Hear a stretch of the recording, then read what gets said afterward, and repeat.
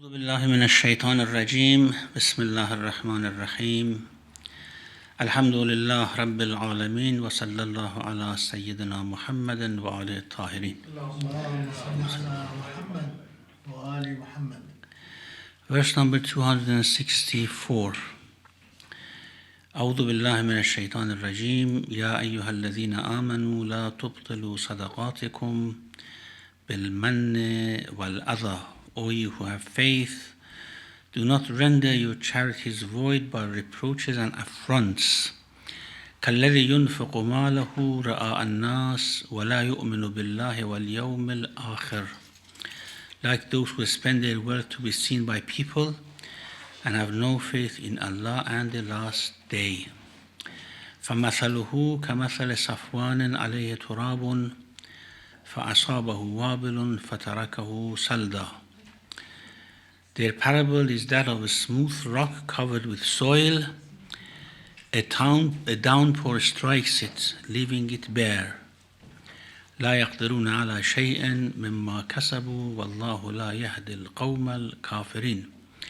They have no power over anything of what they have earned, and Allah does not guide the faithless lot. This is in the continuation of the verses about charity and sadaqat, and as we heard before that the charity should not be followed by man wal adha, by reproach and by affront. And here an example is given about if that happens, what would follow. If a charity is done or is followed by al-man wal adha, what will happen? The first thing which the verse says is that it will become void. Ya ayyuhalladhina amanu la tabtulu sadaqatikum. Do not make your sadaqat void. So, if a sadaqah is given, and then while it is given or afterwards, it is followed by putting menna on the person, by reproach or by other, any sort of affront, then the sadaqah is void. And it would be like those who give charity, first of all, not for the sake of God, but for the sake of people. And secondly, those who give charity and have no faith. None of these would have the effect that is desired on the Day of Judgment.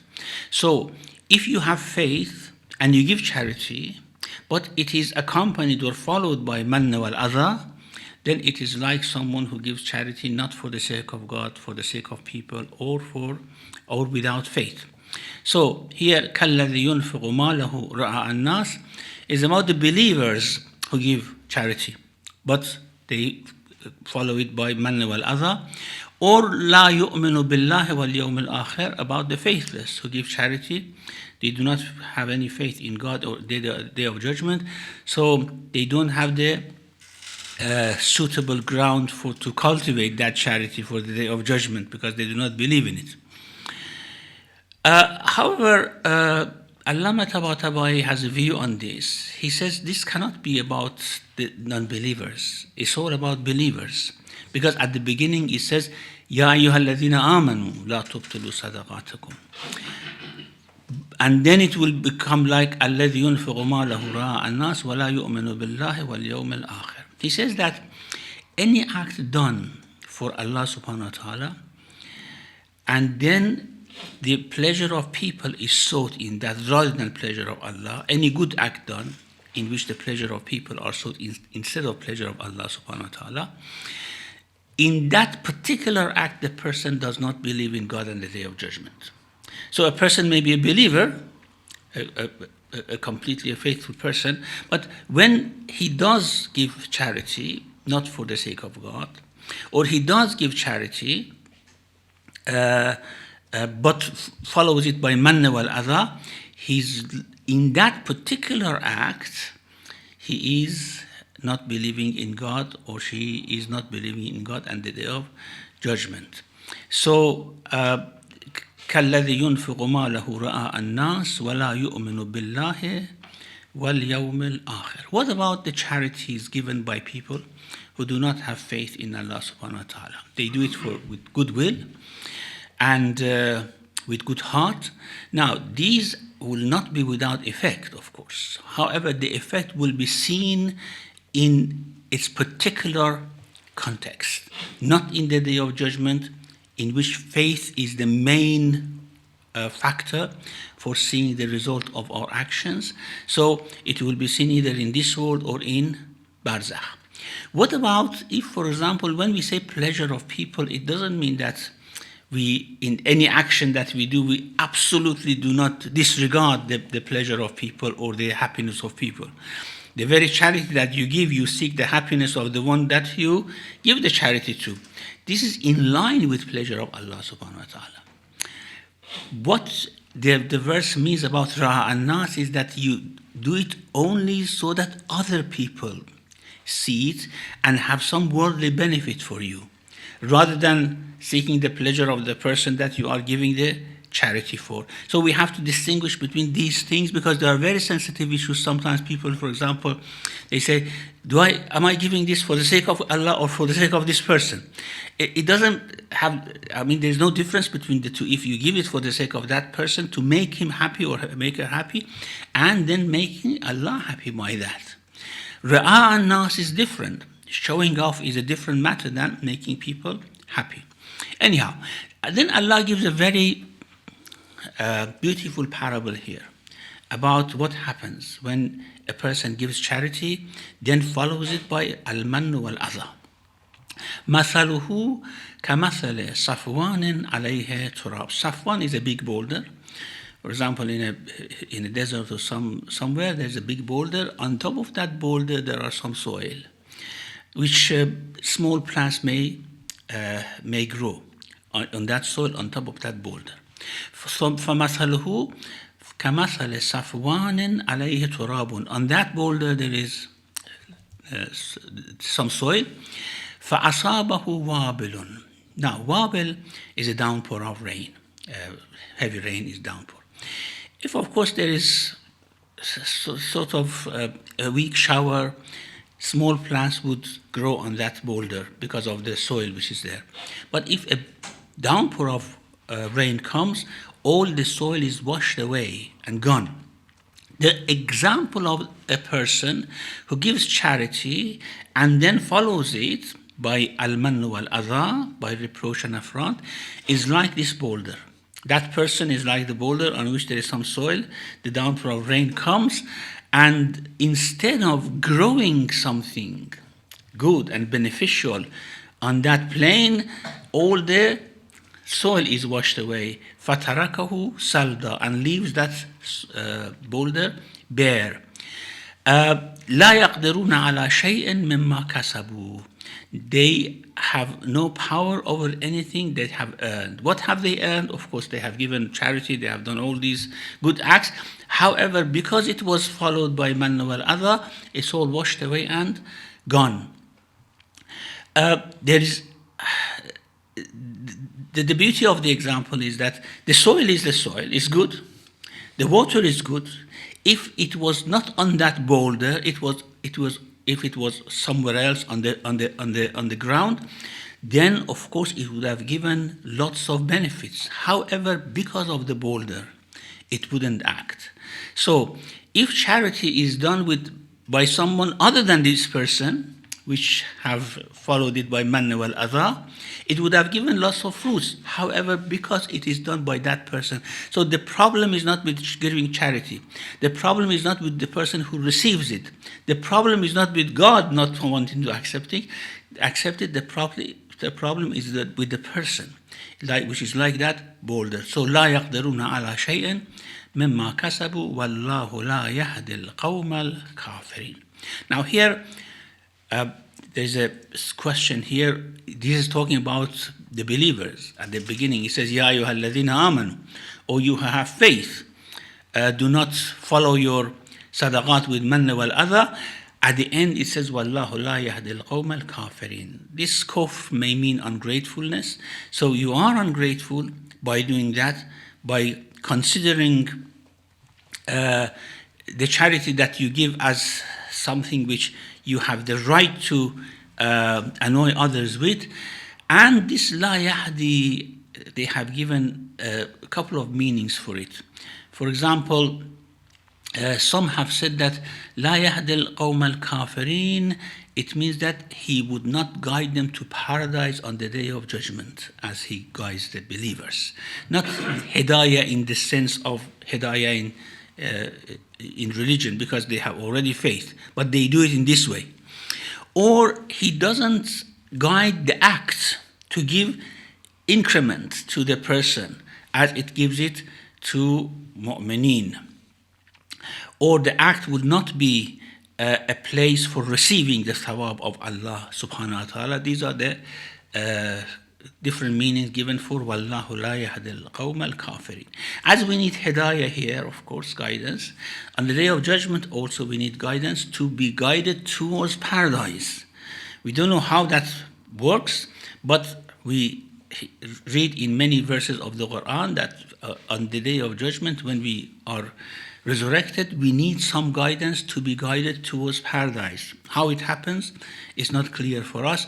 But we, for example, in Surah A'raf, when the believers go to the doors of paradise, when they are at the end of the day, they actually arrive there, they say, Alhamdulillah alladhi hadana lihada wa ma kunna linahtadiya lawla an hadana Allah. If Allah had not guided us, we would not have been here now.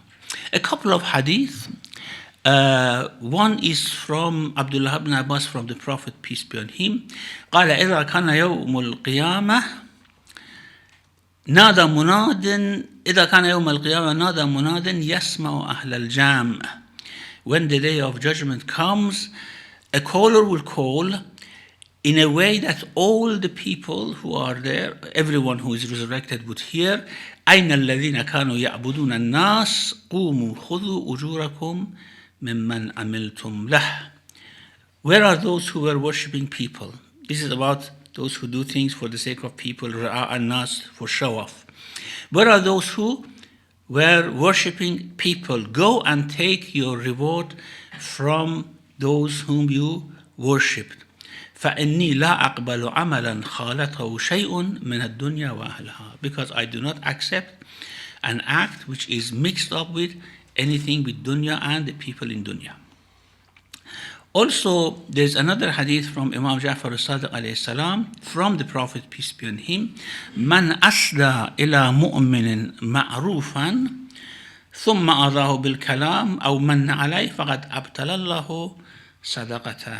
Whoever does good to a believer, then annoys them by word or by any other means, Allah will make the sadaqah, the charity, void. And then he recited this ayah, كَالَّذِي يُنْفِقُ مَالَهُ رَآءَ النَّاسِ وَلَا يُؤْمِنُ بِاللَّهِ وَالْيَوْمِ الْآخِرِ.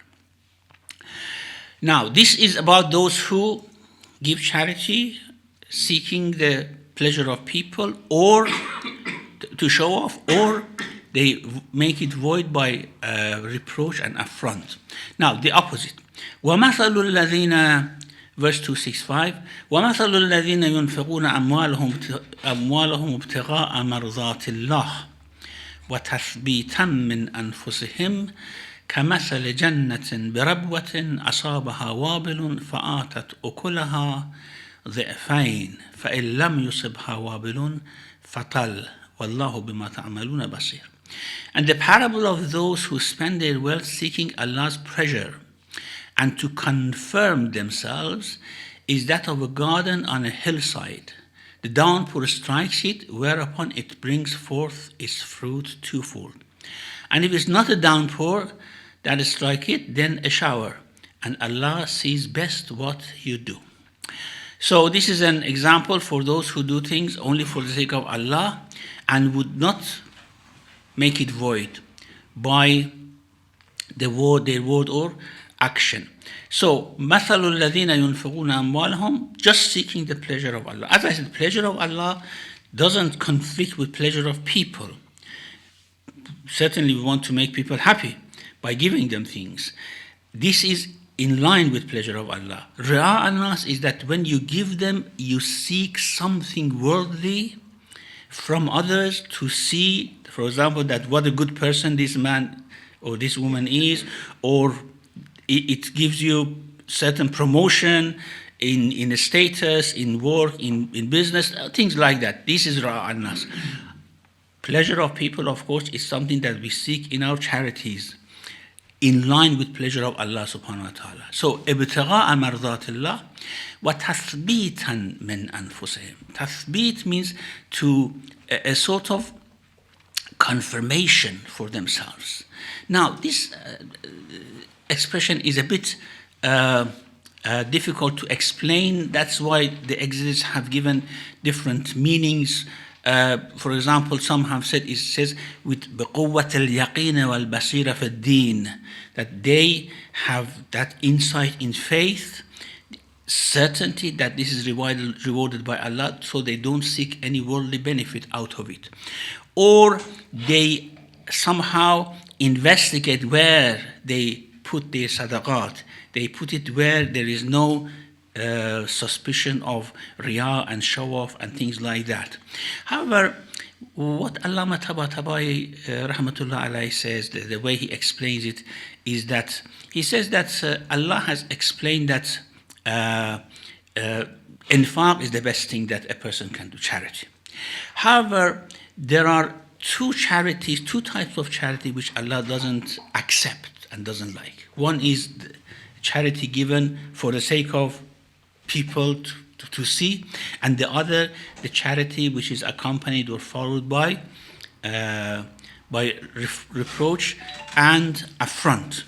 Now, tasbitan min anfusihim means that a person who gives charity, ibtigha'a mardatillah, seeking the pleasure of Allah, then would confirm his niyyah, his intention, continuously by not allowing other things to interfere.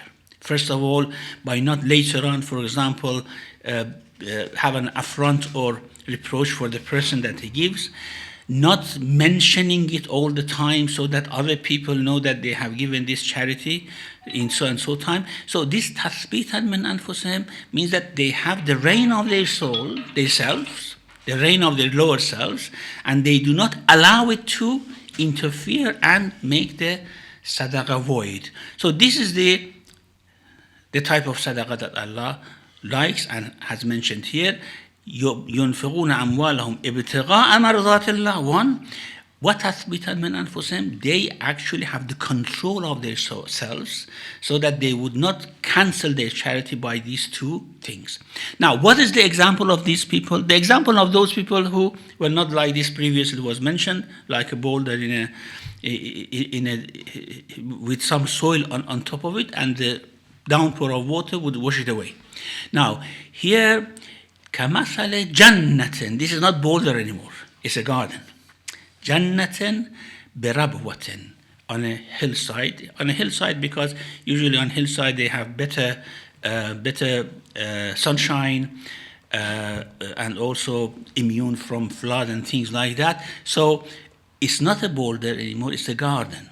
It has roots in the ground. It's not just some soil without root. جَنَّةٍ بِرَبْوَةٍ أَصَابَهَا وَابِلٌ, and then a downpour of water hits it and it gives multiplied fruits, double the amount that usually other gardens give. فَإِنْ لَمْ يُصِبْهَا وَابِلٌ فَطَلْ, this soil is so cultivable, so nice, that even if there's no downpour of water, just a small shower will make the fruits of it to come to fruition. What tal is, some say that it's sort of a very weak shower, or there's tafsir from Imam Ja'far Sadiq, even the dews, which because of the sort of vapors of the water in the morning, when it becomes liquid and you see it on the plants, even that would make the land to grow its fruits. So it is so ready, so prepared to give fruit. That is, of course, on the day of judgment. So you do this in this way, and it will give its fruits on the day of judgment for you, whether there's a downpour or there's just a very summery shower. Why did these two are mentioned? أَصَابَهَا وَابِلٌ. Then it says, فَإِن لَمْ يُصِبْهَا وَابِلٌ فَطَلٌ. Because when you do something for the sake of Allah, the level of the sincerity and intentions differ. The situations differ. So if you do something with sincerity, no matter how strong your intention is, no matter what situation is, it's by the nature gives its fruits on the day of judgment. Wallahu bima ta'maluna basir means that Allah knows your intentions, Allah knows the situations, and certainly it will give you the reward which is due for whatever you do. The other verse gives a very dramatic example and parable about those who give charity, who do good acts, but they do it not for the sake of God, or they cancel it by whatever is said here in the verse. Verse 266, أَيَوَدُّ أَحَدُكُمْ أَن تَكُونَ لَهُ جَنَّةٌ مِّن نَخِيلٍ وَأَعْنَابٍ تَجْرِي مِن تَحْتِهَا الْأَنْهَارُ لَهُ فِيهَا مِن كُلِّ الثَّمَرَاتِ. Would any of you like to have a garden, palm trees and vines, garden of palm trees and vines, with the streams running under it, with all kinds of fruit from him therein? وَأَصَابَهُ الْكِبَرُ وَلَهُ ذُرِّيَّةٌ ضُعَفَاءُ فَأَصَابَهَا إِعْصَارٌ فِيهِ نَارٌ فَاحْتَرَقَتْ. And old age were to afflict him while he has weakly offspring, whereupon a fiery hurricane were to hit it, so it lies burnt. كَذَلِكَ يُبَيِّنُ اللَّهُ لَكُمُ الْآيَاتِ لَعَلَّكُمْ تَتَفَكَّرُونَ. Thus does Allah clarify His signs for you, so that you may reflect. It all goes back to لَا تُبْتِلُوا صَدَقَاتِكُمْ بِالْمَنِّ وَالْعَذَى. When you give charity, do not make it void by mann wal-adha. Or when you do any action, we do not make it void, isn't it? We may have done lots of good acts in this world, but we may just make it void by, say for example, backbiting, slandering, annoying people, having bad akhlaq with people. It is cancelled, or it cancels all of it. There's this hadith from the Prophet, peace be on him, that the person has done a very, very good act. This hadith is from Imam Ali alayhi salam, who says, Al-faqru wal-ghina ba'da al-ardi ala-Allah. Whether a person is poor or rich on the day of judgment is determined, becomes apparent after the a'mal is put before Allah subhanahu wa ta'ala, after the exposure of a'mal. And before that, you may think that, well, you are a very rich person there. I think you have lots of good a'mal. But after arz, it becomes clear whether you are rich or not. And they ask, how is it? He says that, for example, someone has done lots of good actions. However, he has slandered someone, backbited someone, annoyed someone, disregarded, for example, parents, and then all these amal would go, just vaporize, and becomes a very poor person. So, as I said, these are all examples of how things transpire there in the other world. أَيَوَدُّ أَحَدُكُمْ أَن تَكُونَ لَهُ جَنَّةٌ مِّن نَخِيلٍ وَأَعْنَابٍ. Gardens of palm trees and vineyards, and تَجْرِي مِن تَحْتِهَا الْأَنْهَارُ. Usually, you see the Quran uses the rivers flow underneath. Why? Because Jannah is a garden full of trees, and usually the rivers flow under the trees, not under the earth, of course. Min tahta al-anhar means the rivers flow under these trees. But if it's not Jannah, then never it says tajri min tahta al-anhar. That's, for example, ذات قرار ومعين. There's water in it. But if it's Jannah, it says tajri min tahta al-anhar. Beneath the trees flows rivers. However, it's not only nakhil and a'nab, not only palm trees or vineyard. There are other trees and fruits there. له فيها من كل الثمرات. Every type of fruit this person has in his garden. Now, has lived very nicely all his life with these gardens. With this garden, جنة من نخيل وعناب وأصابه الكبار. Then he becomes old. Now, when he becomes old, his dependence on this garden will become more and more, isn't it? Because he cannot work anymore. On top of that, له ذرية ضعفاء, has young children who cannot work and has to provide for them. Of course, when أصابه الكبار, كبار, old age with young children, doesn't match very much, but it's a ذرية, maybe grandchildren. Their father, their parents have passed away, and he has to look after them. So ذرية ضعفاء, he is in need of this garden at this moment, at the time of kibar, with ذرية ضعفاء, with weak or very young children. Then فأصابها إعصار فيه نار, a fiery hurricane hits that garden. And فاحترقت, it burns it. Now, what sort of feeling this person will have? All the sort of earnings of his life, fruit of his life, is now gone. And then he's left there with these children that he has to look after. Now, here the parable is very interesting, because if he is only old, without these ذُرِّيَّةٌ ضُعَفَاء, young children, he may not care, of course, because, well, I'm old, I will die soon, what I want to do with this garden, it's burnt, that's fine. Or if he's young, without children or with children, he said, okay, I work on it and make it good again. Or if, for example, he is old but has strong children, not ذُرِّيَّةٌ ضُعَفَاء, ذُرِّيَّةٌ أَغْوِيَاء, again, doesn't care. However, to make it very dramatic, actually to put the picture in front of our eyes for the day of judgment, how in need of our actions we are. And then suddenly we see that our actions are just burnt away by a hurricane like this.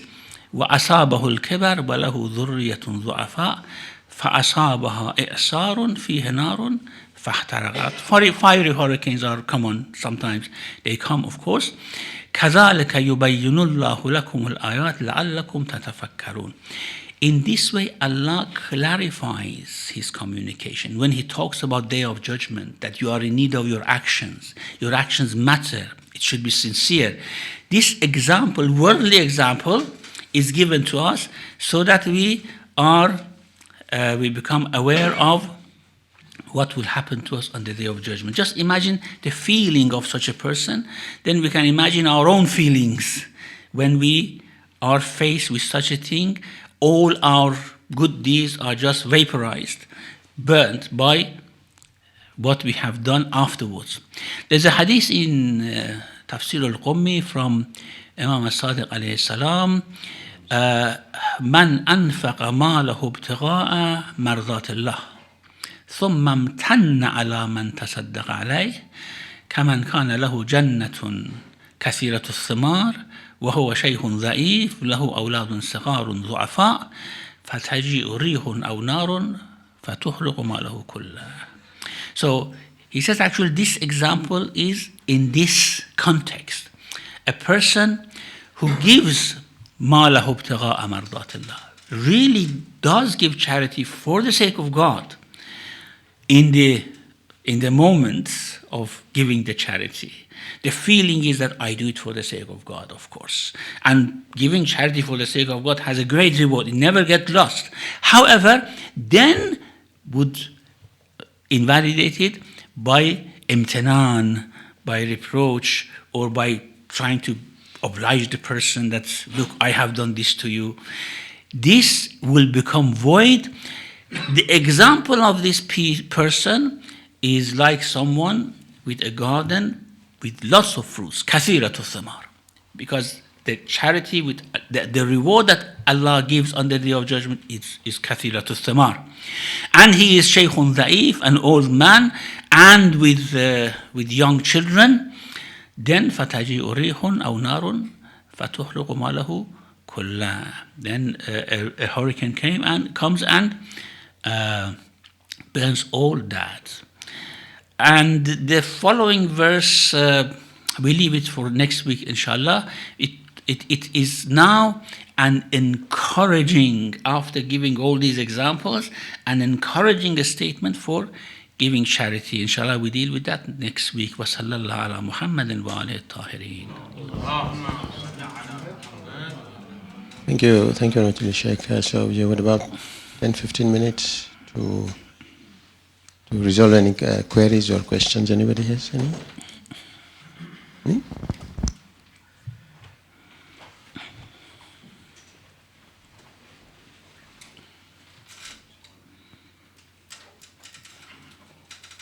Assalamu alaikum, Shaykh. The subject is pretty close to what we do every day about the charity.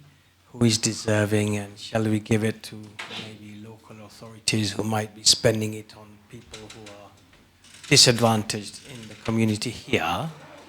And then we have to balance that against Muslims who are being oppressed in other parts of the world. And then you see that, and it says clearly here, that if you don't have Iman, then your charity is useless.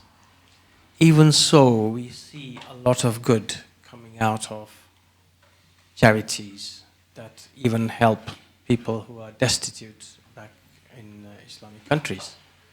So, and then at the end of the day, at the end of this verse, it gives, this is how Allah makes your signs clear to you, so that you may ponder.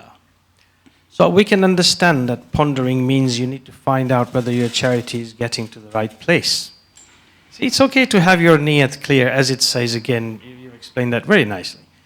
The problem is, you see, because just like if you are not encouraging non-Muslims to do charity, but they do it anyway. You see, so they do it without Iman. Yes? And it's a good thing that we Muslims understand that charity is literally the basis of our religion. So the Muslims are expected to do a little bit more. And there's nothing wrong with that. So what happens is when you sit around and you think to yourself, people who don't have faith have maybe given 500,000.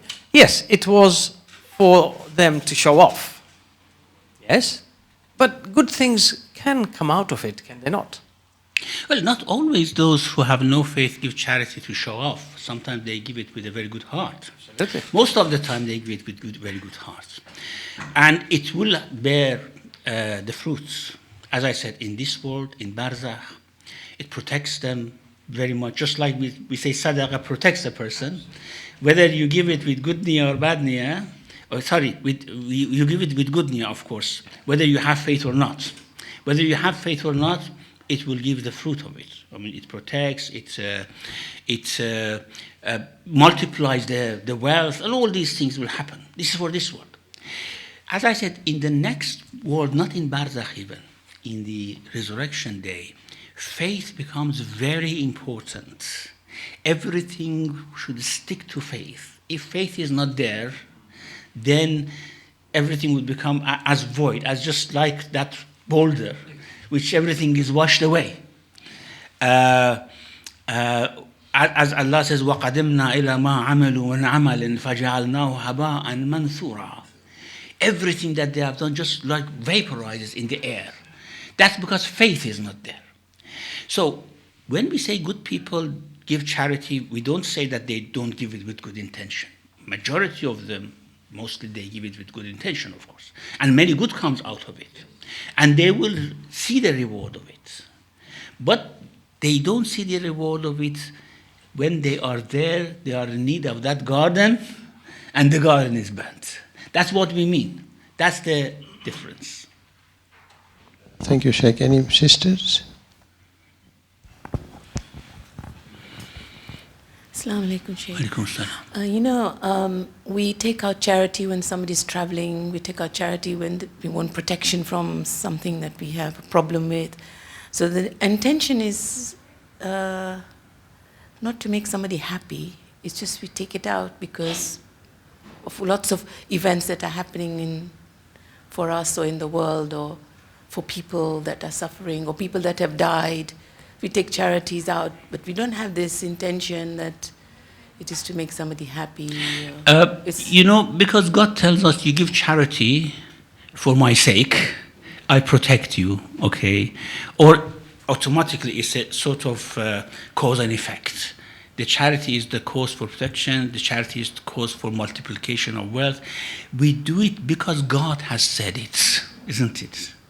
So the intention again is, because God has said that this works like that, it goes back to God again. No matter whether we seek protection, we seek multiplication, we seek sawab in akhirah, all those would come.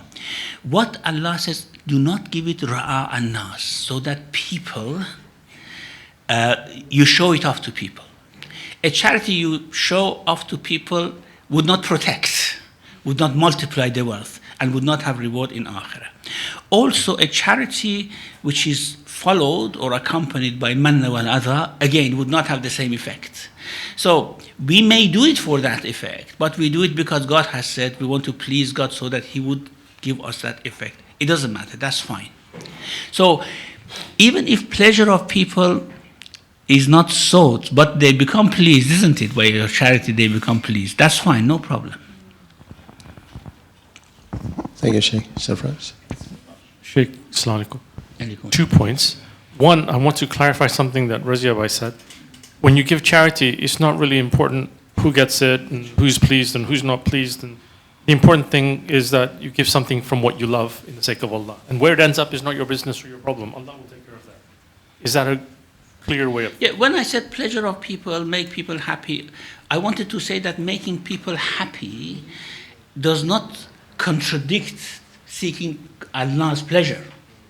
But yes, of course, many a time we give charity, we don't know where it goes. Well, the important thing is I'm giving for my benefit, not for somebody else's benefit. I want to give something that I benefit from. You want the reward from Allah. That's Yes. it. Now, that reward may be worldly, maybe for the other world, but because you want it from Allah, that's fine.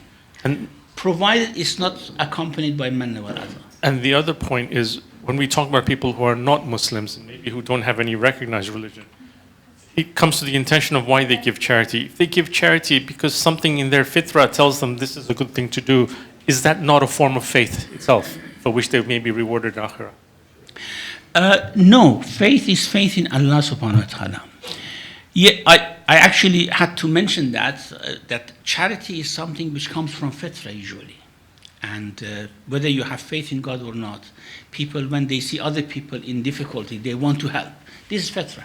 Like honesty, that people like honesty is fitrah. So there are many things that we do by fitrah, and that's very good. As I said, if there is no faith, the result of it would appear in this world or in barzakh, but not on the day of judgment. Faith is very important. By faith, I mean faith in God, not the things that we do intrinsically, I mean based on our intrinsic character. Thank you. Any sisters? Any brother? Sheikh, can you give charity to somebody with the condition that you use this for this particular purpose? Can you do this? Yes, of course. You Yeah. can. Yeah. And say, for example, he doesn't use that particular purpose, and we find out, but he uses for something else, then can we tell him, why didn't you use it for this purpose? I gave it to you. I'm not happy with you. I don't know. That's a rebuke, isn't it? But, well, I mean, you can tell him that I had given this to you on that condition. You didn't use it in that condition. But, I mean, what else can we do? No, we can't do, but Yeah. it'll still not invalidate the charity. will I it? mean, mentioning that doesn't invalidate, because that's not that sort of rebuke or adha which is followed by some Thanks. charity. Any sisters before you go to the brothers? Give him again for the sake of no goods. Inshallah. Okay. Brother, I think Sarfraz is... Sorry. Sorry again, Sheikh. There's a hadith that says, if you can explain that would be great, that when you give sadaqah, the first hand that receives is the hand of Allah. Can you explain that a bit more clearly? It means that, as I said, because Allah looks after us, Allah is our Rabb. So He is the one who gives sustenance and rest to people. And then for when you give charity, it's just like that loan that you give to Allah subhanahu wa ta'ala. Man dhalladhi yuqridu Allah qardan. Allah says, you are giving me a loan. So He takes it first and then give it to that person. It's an example, certainly, of course. It is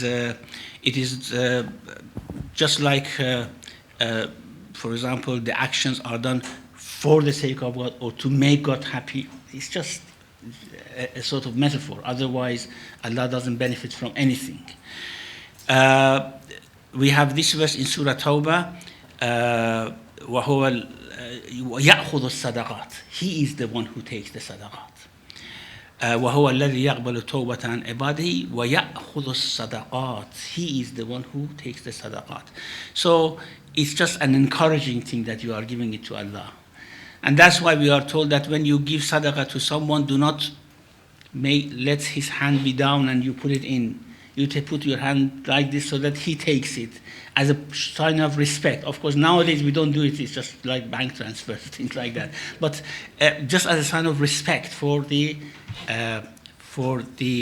hadith that Allah is taking it rather than the person. Thank you. Any sisters? Any brother? Anybody? Brother? Yeah. Just.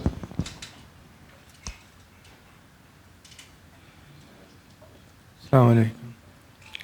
You mentioned that the act of charity is like vaporized and gone away by doing other masiyah, like backbiting, etc.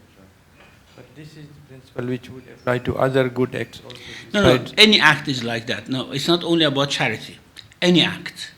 By annoying people, because then on the day of judgment, haqqun nas will be taken from your amal, because we don't have anything else, isn't it? So we have only some amal, haqqun nas, if it's on us, is taken from our amal and given to them. If we don't have good amal, then of course the evil amal of them will come into our balance. So that's not about charity, about everything. Also, would it apply to the acts like namaz, which is not for the haqqun nas but for Allah? Will that sort of acts also be nullified by?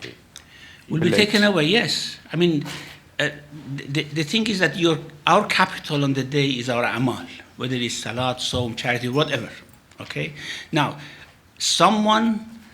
I owe someone something, all right? I have to give it to him or to her. On the day of judgment, where I have anything to give from my amal. Now, whether it's from salat, from charity, or whatever, it's given to them. Thank you, Shaykh. Any sisters? Any brother? Brother? No?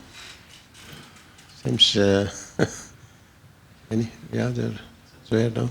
Okay. Thanks, Muhammad wa ali Muhammad.